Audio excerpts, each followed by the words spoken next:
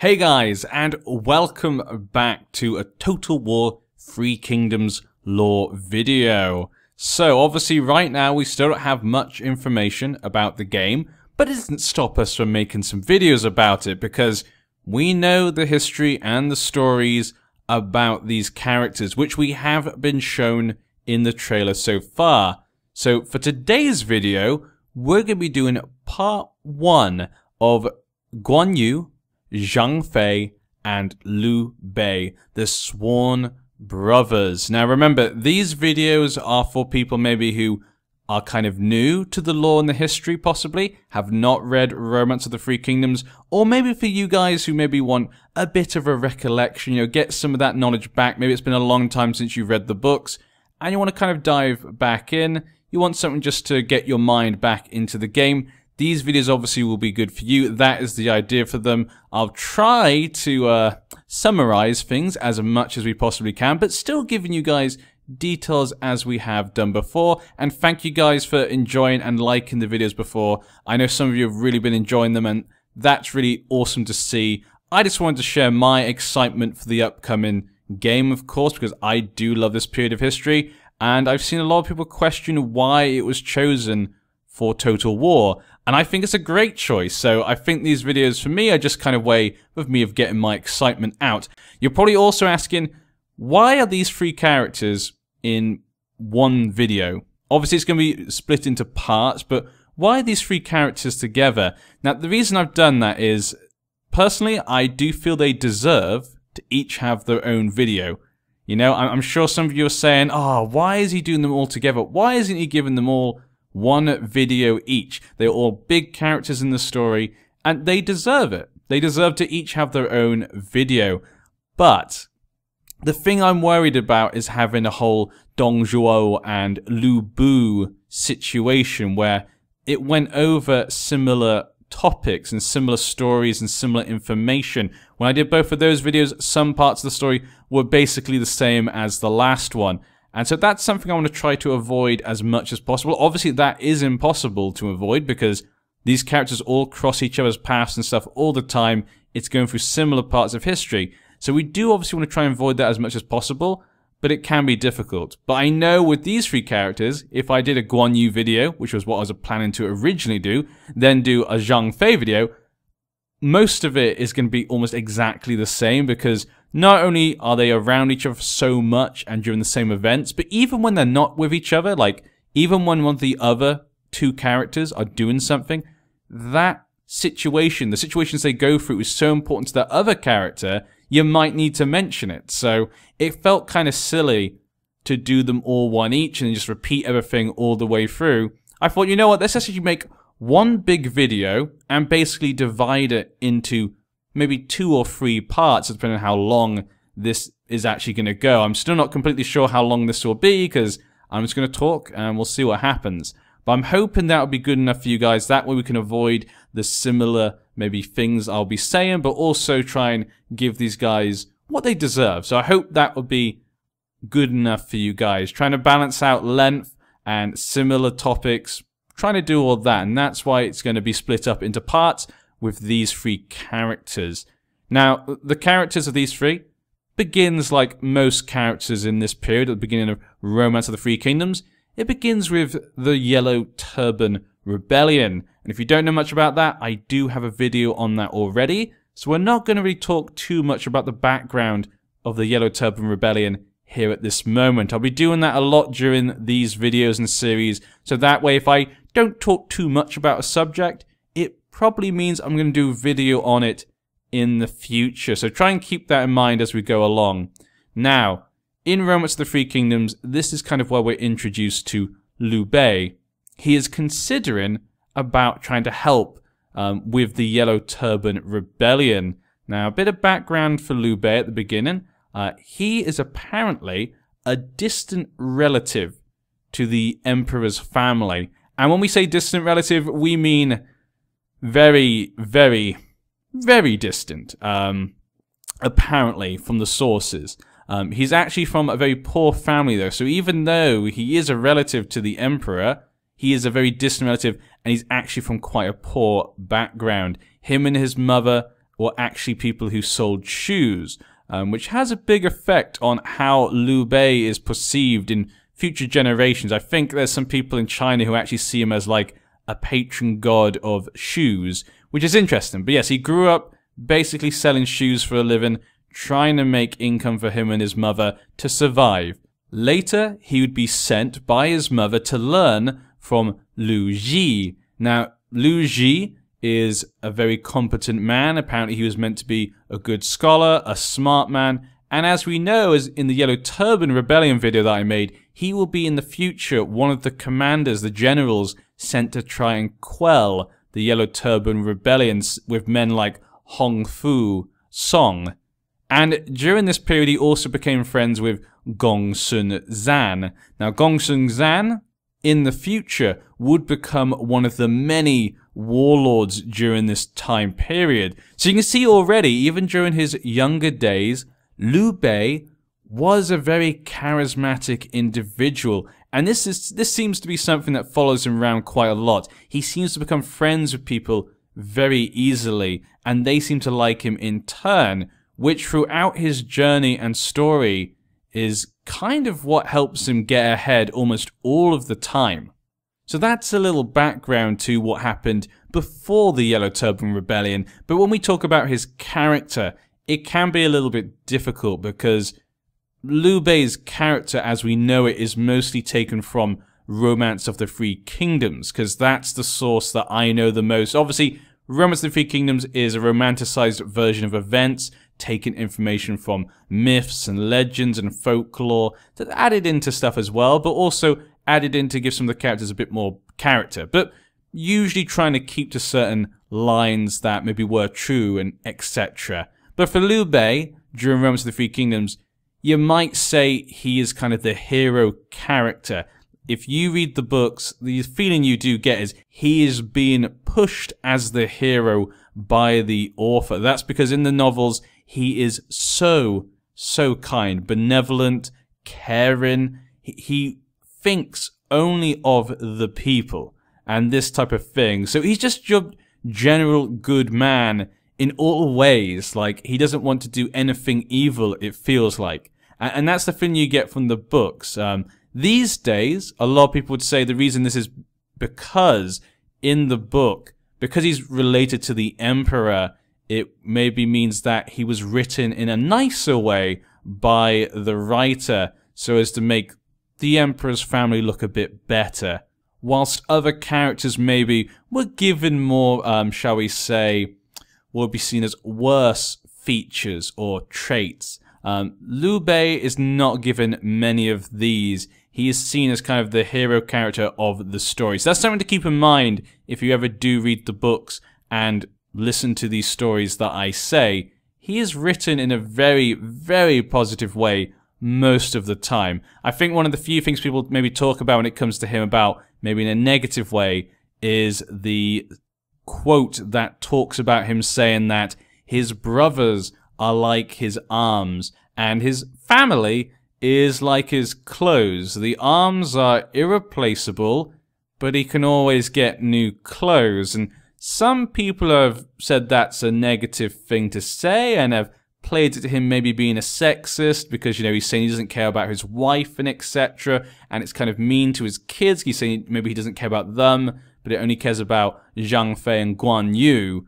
But in a way, maybe he's talking not in the sense of caring. I think maybe he's talking in the sense of maybe usefulness. I mean, you could look at it in a different way and say that basically Zhang Fei and Guan Yu, they are literally irreplaceable. If he lost one of them, that is a massive loss. Not just personally, but to his ambitions maybe in the future. While his family, you know, he is right. You can get remarried, you know. You can just make another baby. I know it sounds horrible, but you can do. He is technically correct. You can make another baby, but you can't make a bond like he had with Zhang Fei and Guan Yu. You can't just make that. You can't buy that from someone. That is just real. So I think maybe he's more talking about that. Yeah. But I'd love to know from you guys. Do you think that is a negative side to Liu Bei? Do you think he did not care about his family and that maybe is maybe a weakness of his or a perceived maybe bad part of his personality? Or do you think maybe that sentence maybe something's been taken out of context? I'd love to know what you guys think. But yes, from this point, Liu Bei wishes to help fight the Yellow Turbans to help protect the Han Dynasty. That is his wish at the time. He wants to help the Han Dynasty. He does not obviously want to see it fall. Now, in Romance of the Three Kingdoms, this is how he meets Zhang Fei and Guan Yu, who are also thinking the same thing. All three of them meet with their want to try to fight the Yellow Turbans and protect the Han Dynasty. Now, first he meets in the book is Zhang Fei.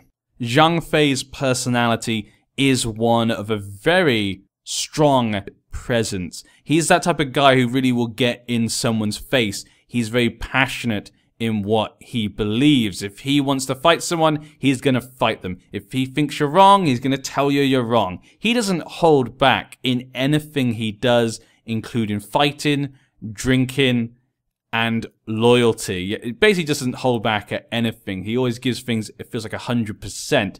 But these traits, especially his anger, his drinking, can normally be his biggest fault, and is what leads him to making some very big mistakes along the way as Liu Bei rises to the top. But some people say this is played up in the books, and actually in real life he was a far more intelligent and great leader than actually the books present him as. And then we have Guan Yu.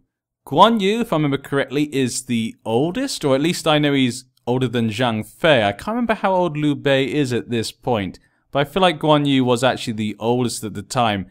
And he is a very influential character, as in outside of these books, and how well these books are known. He is probably one of the best known Chinese historical figures. If you go around Asia, most people are going to know who Guan Yu is. His deeds, his character, his personality, everything about him is well known by many people. If you go to different countries like Japan, you'll see advertisements with Guan Yu on. And due to all of this, after these events in Three Kingdoms, and possibly even more after Romance of the Three Kingdoms was released, he has actually ascended to godhood in China. And if you go around China, you will see many, many statues of Guan Yu in different places. It could be restaurants, small businesses. I've seen many in hotels sometimes, and sometimes even in people's homes. It will depend. Nowadays, it's said that a lot of people, maybe in gangs and criminal organizations, will actually have a statue and use it as part of the initiation because of how Guan Yu is seen to be attached to honor and loyalty. And obviously that is something that's very important in a brotherhood, let's say.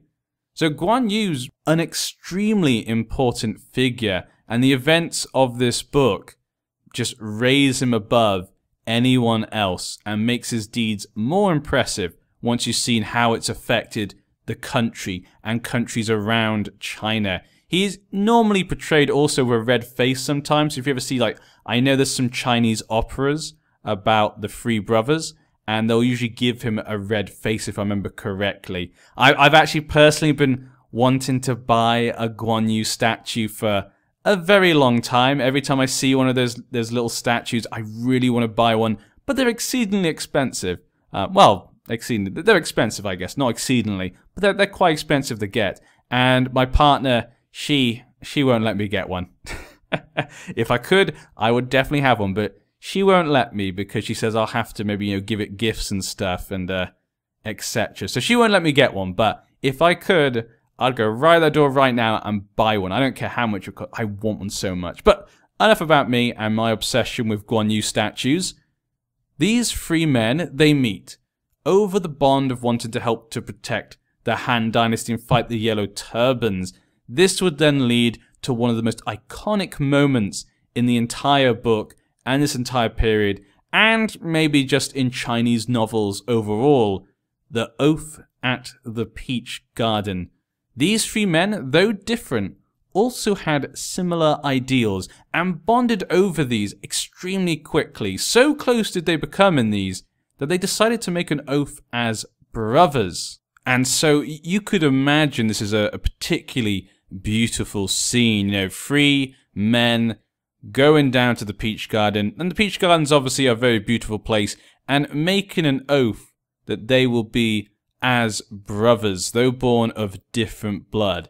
That's a big statement to make, and if you take an oath seriously, that's a big oath. And this is why this scene has kind of been done by many media many times, and it's always a beautiful scene. Even Creative Assembly used it during their trailer. I was very happy to see them use that scene in their trailer. It's a great idea. It's a scene they should show, and it makes me think that we're definitely going to see some Romance of the Three Kingdoms elements in their game, or at least events. It would make sense if they showed that in the trailer.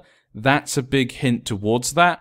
I don't think they're going to use Romance of the Three Kingdoms as their source. I don't think they're going to be doing it as that. I think they're going to be using some of the more iconic parts of it in their game, because it does make sense. Some of the parts are so iconic that most people probably think they're real. The Oath in the Peach Garden, if I remember correctly, has not been historically said to have happened.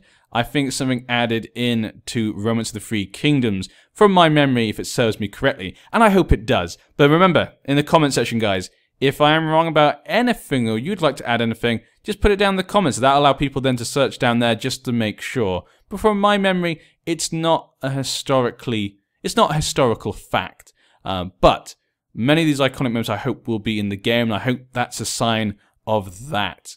Now, the oath itself, obviously in translations, it's never easy, but I think the translation goes like this.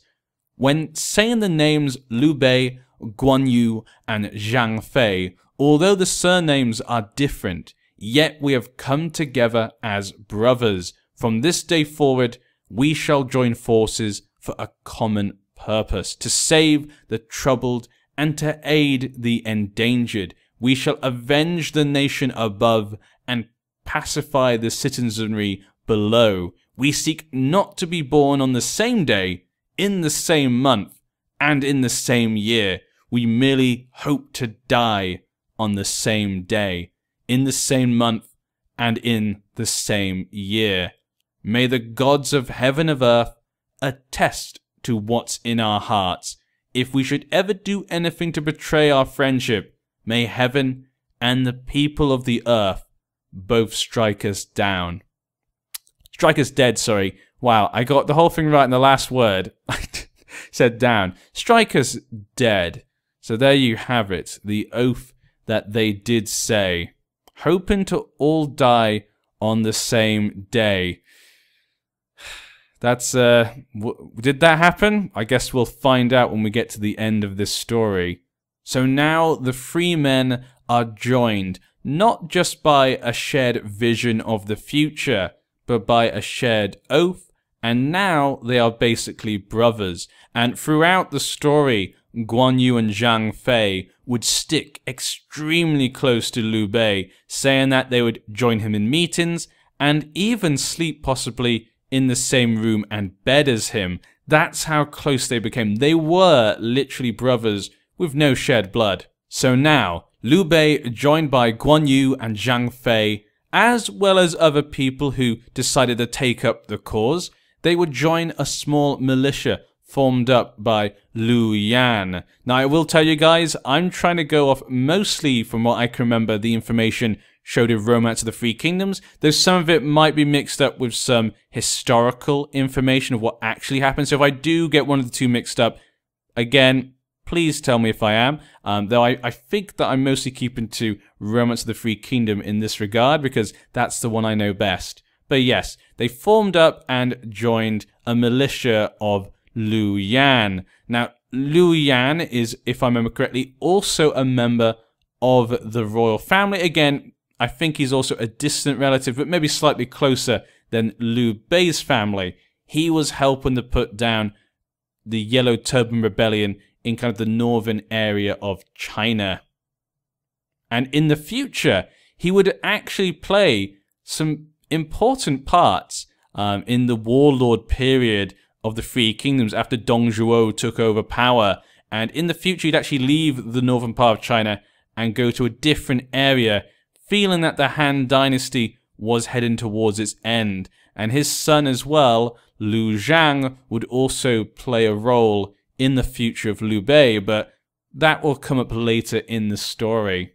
So Liu Yan, knowing now about Liu Bei's heritage, decided to entrust in him a large portion of the men and gave him a position as one of the kind of people in command. So Liu Bei, Guan Yu, Zhang Fei, and their small volunteer forces, and I say very small. It was not a big army. I mean, if you can call it an army. I mean, how many people make an army? I'm not sure, but it wasn't many men. And they would actually end up meeting a force of yellow turbans of around 50,000 yellow turban men, led by Chen Wanji and Deng Miao. Now, to begin this battle, Liu Bei would actually taunt the rebels, and this would anger the two leaders, Chen Wanji and Deng Miao. So Chen Wanji would send out Deng Miao to fight, but Zhang Fei would meet him and quickly cut him down in one blow, showing the capabilities of Zhang Fei. Straight in, kills the man in one hit. This would infuriate Chen Wanji, who would ride out to attack Zhang Fei, but before he could even get to him, Guan Yu would meet him, and as Zhang Fei did, he would kill him in one blow. Leaderless, the 50,000 yellow turban men would flee. Now remember, the yellow turbans are mostly a group of maybe farmers, peasants, maybe some mercenary soldiers here and there, but most of it is kind of from the poorer backgrounds. A lot of them might not have very good training, so the yellow turban armies tended to have vast amounts of men and massive numbers, but maybe without the expertise or training that the men following for the Han government might have. So them fleeing is not necessarily the most, unthinkable of things, especially after they see the two men who are leading them ride out to meet the Han government supporters and get cut down both in one blow by two other men. I think that would scare most people. I mean, the sight of Zhang Fei and Guan Yu, God, could you imagine? That'd be scary as hell. Their next battle would have them trying to help out a besieged city by yellow turban rebels. And again, obviously, the numbers were against Liu Bei and his militia. So they had to use some intelligent tactics to overcome the larger force. Liu Bei, in fact, would draw them out to him, and as the rebels were in pursuit of him and chasing him, Guan Yu and Zhang Fei would ambush them from both sides, decimating the yellow turban forces as well as the forces inside the city, marching out to meet the back of the rebels. This allowed them to give the rebels a crushing blow. And again, add another accolade to Liu Bei and his men. Another good service done. Next, they would march to help Liu Ji, who we said before is one of the main generals against the Yellow Turban Rebellion, put in charge by the Emperor himself, and the man who actually taught Liu Bei when he was younger. So they march off to try and help him against some of the main forces of Zhang Jiao. But by the time they get there, it's over. Zhang Jiao has already died and the forces have been defeated. So this means the men end up having to make their way back. But on their way back, they actually come across another battle and rescue the Han forces led by Dong Zhuo. So obviously, Dong Zhuo, as we talked about before, he has his very own video. If you haven't watched it, go watch it. I'm not going to try to talk too much about him, but we know he's going to cause a lot of havoc in the future. And Liu Bei and his men actually come across him and save him during a battle. They escort him back to camp, but once he finds out who they are and that they're not officers of high status, he treats them with disrespect. Unsurprisingly though, this angers Zhang Fei, but his brothers have to hold him back from showing his anger. It's interesting to think, imagine if they'd not helped out Dong Zhuo. Dong Zhuo may have met his fate there and then the events leading up to the future times of the Three Kingdoms maybe would not have passed, or at least they would have been very, very different. So, one of those kind of fate encounters. So after this, the Yellow Turban Rebellion is mostly been put down. The main forces have been destroyed, and relative peace kind of comes back to the land. The Yellow Turbans still are a threat, and there's still smaller groups of them around the nation, but the main threat of it has been taken care of. And so things start to go more back to normal. But obviously, as we know, things don't continue that way. In the end, the emperor would die, and his half-brother would end up taking charge of the Han government, as well as basically being in charge of the young emperor himself. This would then lead to his fight with the 10 eunuchs, and then of course Dong Zhuo taking charge in Luoyang, and then getting control himself of the government. Again, we're not going to talk too much about it because we've talked about it a lot before in Liu Bu and Dong Zhuo's respective videos. But in the importance of Liu Bei, this would all culminate in the anti-Dong Zhuo coalition. So when Dong Zhuo has complete control over the Han government, he has control of the emperor, who he's actually changed into his younger half-brother, and he's now being a tyrant, doing as he wants and pleases, and threatening, obviously, many of the other warlords. And so, the anti-Dong Zhuo coalition comes about through Cao Cao and Yuan Shu. Yuan Shu leads the anti-Dong Zhuo coalition and brings together many of the warlords to fight all together against Dong Zhuo. Now, for Liu Bei's point of view, we're going to be following the Romance of the Three Kingdoms version. It's slightly different to the historical version, has a bit more details, of course, about certain battles that go on during this time, but we're going to follow it that way because in the historical setting, I don't think there's any evidence that Liu Bei, Guan Yu, and Zhang Fei were actually fighting during the coalition. Though it is possible. Obviously, they would have been around, and they would have been probably with someone. I think, remember the figures, remember correctly, he was with Gong Shunzan, who we talked about before, was the young man who we made friends with when he was learning underneath Liu Ji. So you can see his friendships are an important part of him. They've had very big impacts on his life already. He's already met Guan Yu and Zhang Fei and became brotherly bonded to them. And now he's actually with Gong Shunzan, who he became friends with when he was younger. So the charisma of Liu Bei is very high. He's a very charismatic man and easy to become friends with people. And people seem to trust him in turn. Now, Gong Shunzan, like many of the warlords, joins in the call from Yuan Shu, and they all lead armies against Dong Zhuo. Now, before we can get to the capital, Luoyang, to save the emperor, they have to get through certain passes and gates. This would kind of begin with the Battle of Sishu Pass.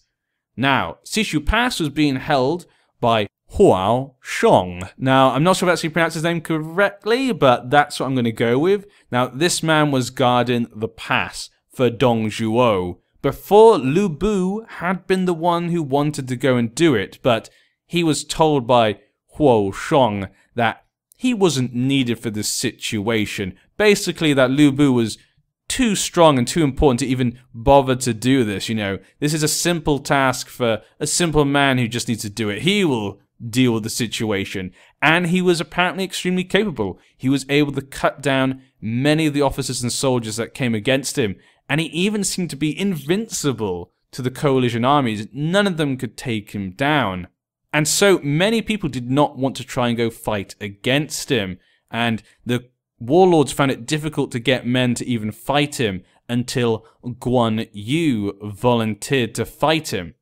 Now, obviously, many of the warlords were hesitant and distrustful of Guan Yu. He was obviously a very low-ranking man of no important status. If he goes out to fight him, he could just die and it's a waste of a life and it's a waste of morale. No one else will go after him. So it is a very big risk to send anyone out to fight him.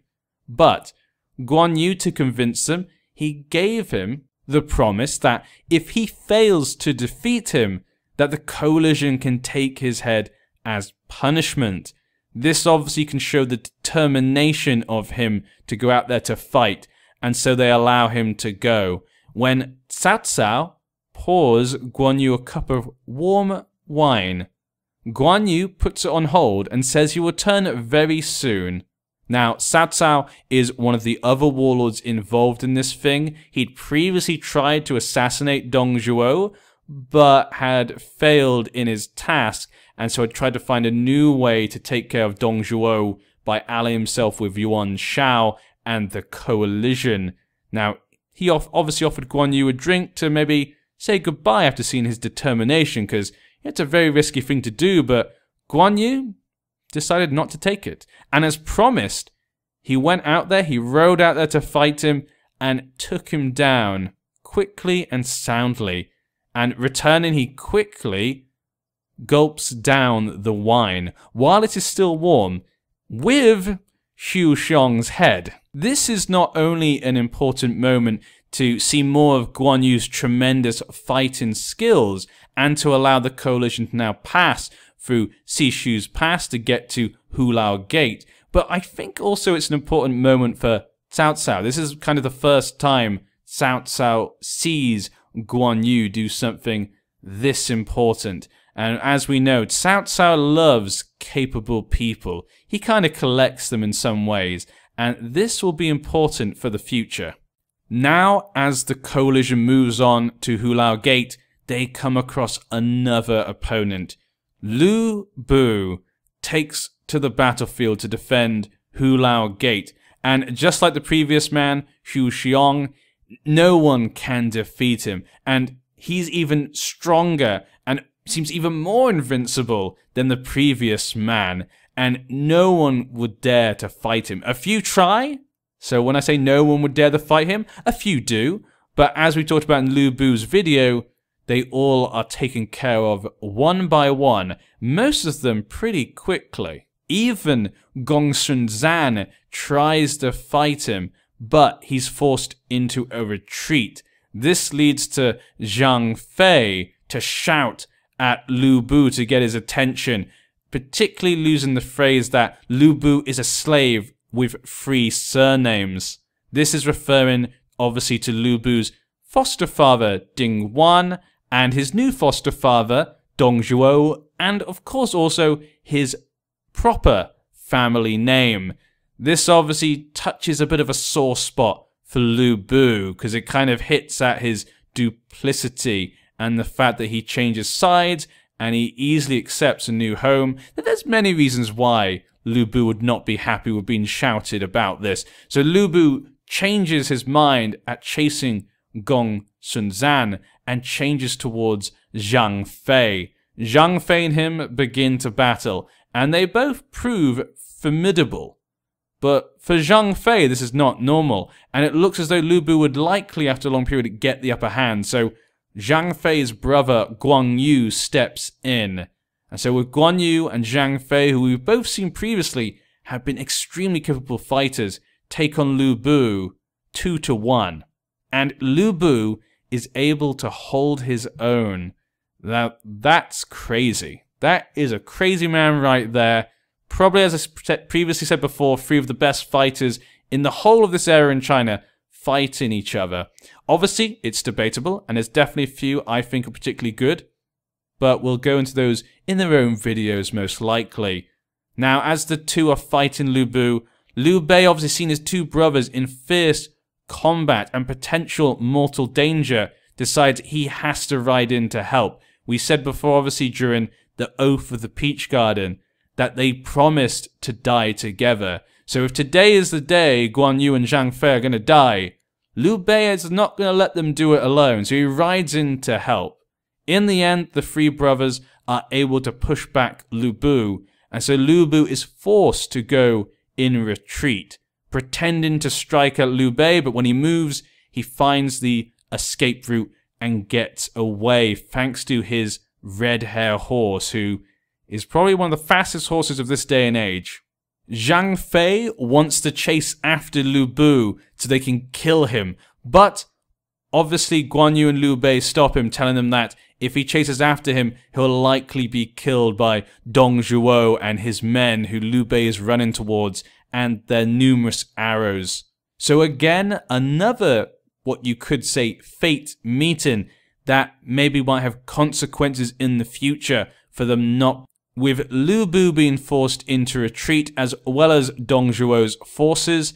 Dong Zhuo then moves the capital, as we talked about before, from Luoyang to Chang'an, as well as taking the emperor, the court, and anything that is not stapled down. He takes everything and then burns the whole place down, meaning that when the coalition forces get there, they're basically left with nothing and forced to retreat.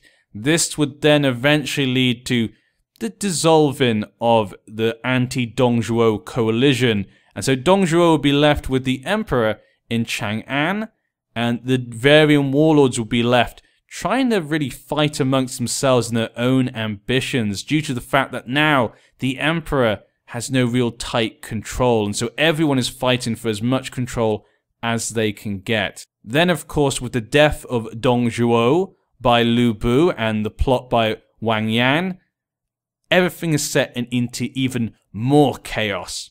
So as the warlords battle one another over territory and allies change sides like the wind, Liu Bei would later find himself with Tao Chuan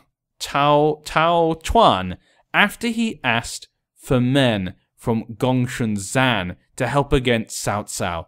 So Tao Chuan has asked for men from Gongsun Zan to help against Cao Cao.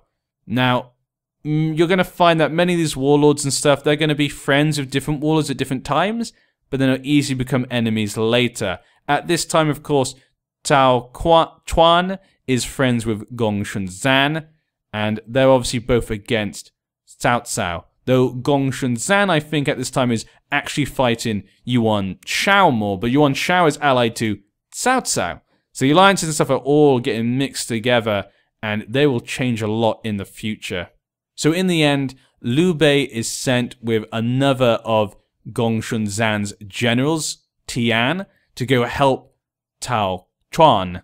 And after this, Cao Cao is forced to retreat, after some of his men rebelled against him, allowing Liu Bei to take control. Now, with Tao Chuan's land in safety, for now, he took an interest in Liu Bei and provided him with men and a place to stay. So again, you can see Liu Bei is very quickly getting someone to like him and help him very quickly. In Romance of the Three Kingdoms, Cao Chuan would offer Liu Bei the governorship of Shu province 3 times. But Liu Bei, with his obviously kind heart and humble soul, declines every time, saying, "I shall never take advantage of one's situation, especially when he is so close to passing over." Liu Bei would also in this time become good friends and close allies to many of Cao Chuan's advisors and officers underneath him. And if I remember correctly, Liu Bei would actually marry one of his advisors' family members. I think maybe it was Mi Zhu, possibly. He would go on to marry one of his relatives. But yes, later on though, Cao Chuan would end up being on his deathbed, and he attempted one last time to ask Liu Bei to take over the province for him. Liu Bei would accept, so as to honor Cao Chuan's dying wish. Cao Chuan's dies peacefully soon after. So now, Liu Bei is in control of Shu province. He has strength, power, and influence that really he never has had before, and this would lead to conflict with the nearby Yuan Shu. Yuan Shu was south of Liu Bei and had obviously wanted that province for himself. And now with Cao Tuan out of the picture, maybe now would be a good time for him to take it for himself. Yuan Shu was a very ambitious man. But before the conflict really ended, Liu Bei was visited by Liu Bu. Now, Liu Bu had just been kicked out of the lands of Cao Cao after the rebellion that put him in charge had failed and he was forced to flee. So he's come to Liu Bei really in desperate need. He needs help. He needs a shelter. And Liu Bei, being the man that he is, kind-hearted, humble, benevolent, obviously welcomes him to his home. Though, as we've seen before, they did fight once before, but Liu Bu, at this point, has been the one to kill Dong Zhuo, which has helped the emperor. So, maybe he's changed his ways. Who knows? But Liu Bei welcomes him in, and to begin with, Liu Bu is very respectful to him, and Liu Bei obviously inclined to him to obviously be a good host. Liu Bu obviously wants to work for Liu Bei, but even though Liu Bei is being nice to him, he obviously doesn't trust him, and his brothers agree. But Liu Bei can't force away a soul looking for help, so he lets him stay. And Liu Bu even goes so far as to call Liu Bei his younger brother, which, as we know, especially for Liu Bei, the word brother is an important word. But this angers Zhang Fei in particular, and if I remember correctly, Guan Yu does not like it much either, because obviously this is a special word for them that shows how close they are. Liu Bu just walks on in and starts calling Liu Bei his brother, and not only a brother, but a younger brother. So could he be using it in a demeaning way, you could say, possibly, or does he mean it in a nice way? He kind of looks on him, but maybe you could see it as in a very disrespectful manner, especially in the short time that he's been there. So this just causes more tension, as you can tell, especially with Zhang Fei and Guan Yu. But Liu Bei is busy, of course. As I said a second ago, he is currently really in conflict with Yuan Shu, and so he must go off to fight him. So he leaves Zhang Fei with Xiao Pai to keep control of it, and goes off to battle.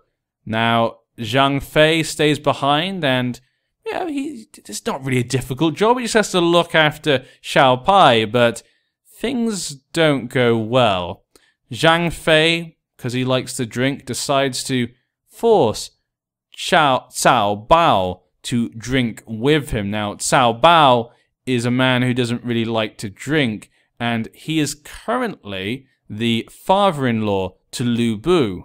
And so he asked Zhang Fei to stop forcing him to drink. Now, Zhang Fei, being the man he is, obviously probably doesn't see this as a big deal, so he keeps getting him to drink more and more and more, and obviously himself drinking and getting drunker and drunker, until Cao Bao pleads with him to make him stop, at least maybe for his son-in-law. He doesn't want to embarrass himself and his son-in-law. This angers Zhang Fei even more. He's obviously already annoyed that this guy is whining and moaning about drink, but now he brings Liu Bu into it all, the man that he hates, a man that he can't stand. We could see before, just at the Battle of Hulao Gate, calling him, the slave with 3 surnames. He obviously does not like the type of man that Liu Bu is. And funnily enough, Zhang Fei does sometimes seem to have, his distaste for people does tend to be kind of towards people who do usually deserve it. Most of the time, with Dong Zhuo and Liu Bu in particular. But this means that Zhang Fei loses control of himself, and he starts to punish Cao Bao, whipping him for extreme amounts of time until Cao Bao can take no more, and other officials actually plead with Zhang Fei to stop whipping him. Zhang Fei finally gives him and lets Cao Bao go, but as someone, maybe if that happened to you, I'm sure you could not let something like that go so easily. So Cao Bao goes away, but with a massive chip on his shoulder, and decides to call upon Liu Bu. And together, they get a force together, and decide to try and take Xiao Pai from Zhang Fei. In the resulting fight, Zhang Fei is forced to retreat by Liu Bei and his forces, possibly, due to the fact that Zhang Fei is drunk.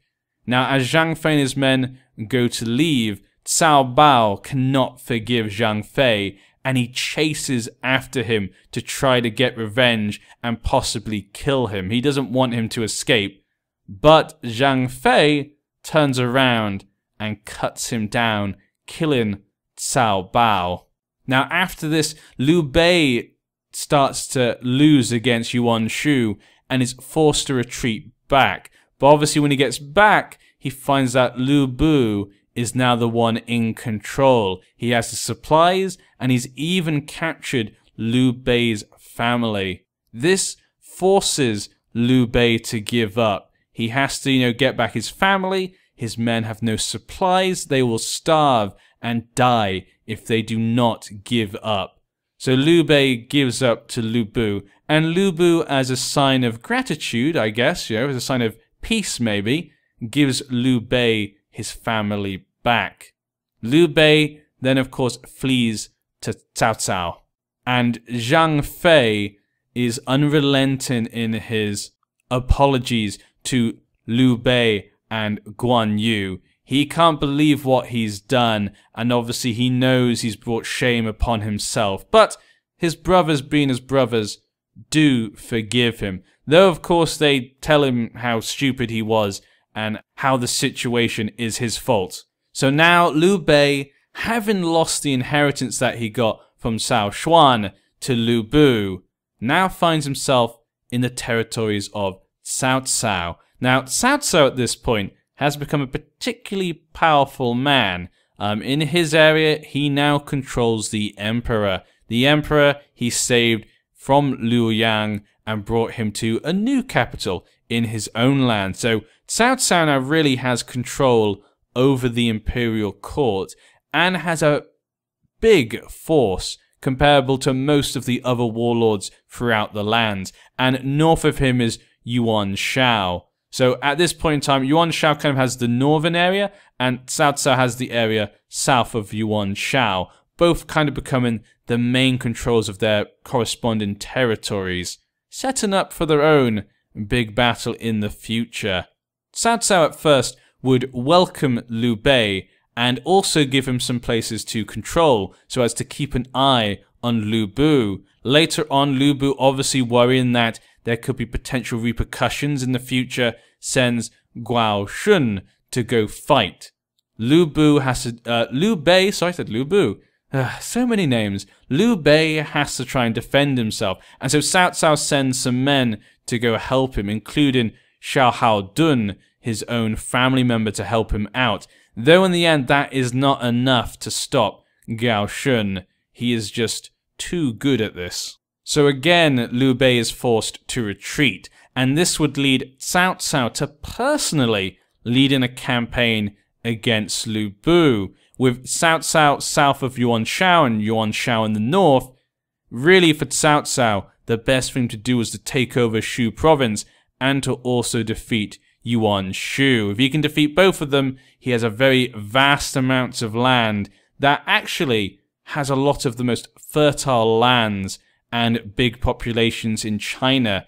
So not only does it make sense in a strategic idea, but also remember, Liu Bei had been part of the revolt that had tried to take away land from Cao Cao. So there is also that part of it. And so Cao Cao takes Liu Bei along with him for the campaign. Their combined forces were able to defeat Liu Bei, as we talked about in his own video, and in the end, he was executed by Cao Cao. Liu Bei, before his death though, would call Liu Bei the most untrustworthy of all, after Liu Bei said that Liu Bei could not be trusted. Cao Cao had been considering Liu Bei's offer to join him, but Liu Bei had pushed Cao Cao towards not trusting him. But then again, given Liu Bei's track record, I don't think Liu Bei really needed to push him much. It was more just reminding him. But Liu Bei calling Liu Bei the most untrustworthy of all, it is an interesting accusation. And it's kind of interesting because when you look back at things, there are certain events where when Liu Bei does kind of change sides. You know, he was with Gongsun Zan before, but then when he's sent to help Cao Xuan, he actually joins him and inherits his lands. So you could say maybe there's some hints to it. I want to know from you guys, why do you think Liu Bei said it? Or do you think there's any truth to it? Or you think he was desperate? I'd love to know your thoughts and opinions. Liu Bei would then follow Cao Cao back to the imperial court, Shu, where Emperor Xian honored him as his imperial uncle. You know, as we know, Liu Bei is actually related to the emperor, and of course he's older than the emperor. Now it's a distant relationship apparently, but he still calls him his imperial uncle fondly, which again shows how quickly Liu Bei is at becoming friendly with people and getting them on his side. When Cao Cao in the future would show signs that he possibly wanted to usurp the throne, Emperor Xian wrote a secret decree in blood to his father-in-law, Dongchen, and ordered him to get rid of Cao Cao. Dongchen would secretly contact Liu Bei and others to plan to assassinate Cao Cao. However, the plot was leaked out, and Cao Cao had Dongchen and the others arrested and executed along with their families. So Cao Cao may not be Dong Zhuo, but he is ruthless when he needs to be. Luckily for Liu Bei, he and his followers had already escaped from Shu, and on the pretext of helping Cao Cao lead an army to attack Yuan Shu, Liu Bei actually went to Shu province. He killed the provincial inspector Che Zhao and seized control of the province once again.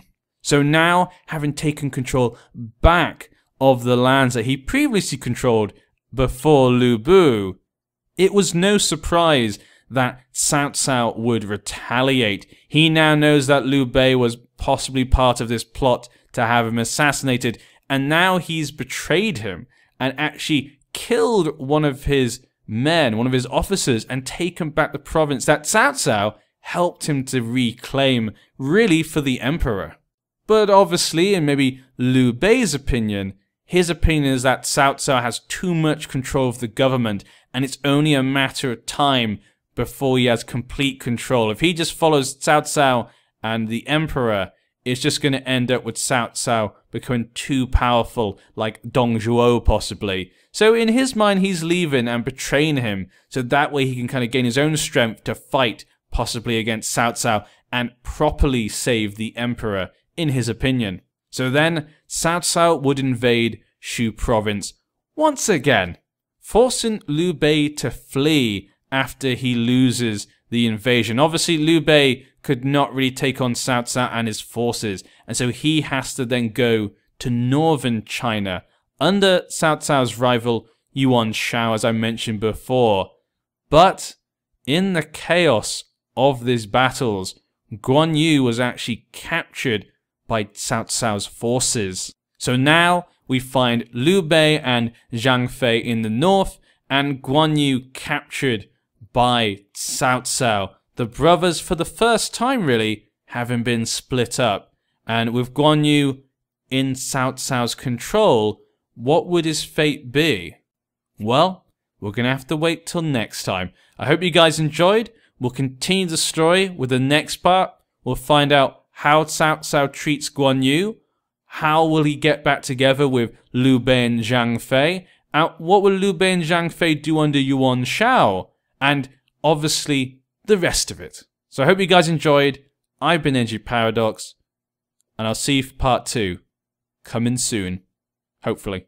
Also, I'd just like to add, we talked about the bit at the end there, about the position of Cao Cao, and how he come into having basically control over the emperor and the Han government. I really do hope Creative Assembly do add something in to replicate this feature, because this is a very important part of the time period before we get to the actual Three Kingdoms and the emperor abdicates. Before that happens, having control over the emperor and of course the imperial court was a very important thing and gave whoever controlled it so much more legitimacy to be able to do what they wanted and order warlords maybe to do what they say.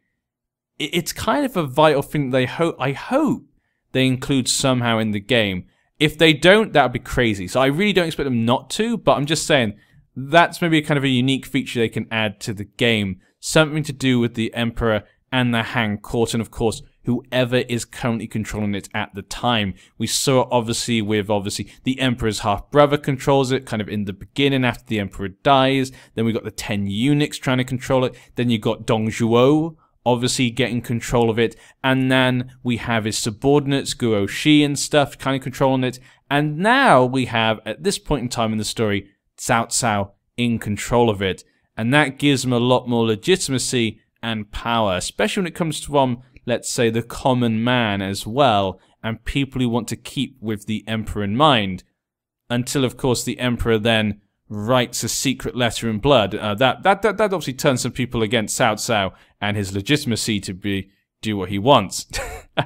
But generally, I think it's something that'd be really cool and a really good dynamic to add to the game. So I'm looking forward to something like that. I'm looking forward to see how they plan to do that. That would be kind of a cool thing, I think. But yeah.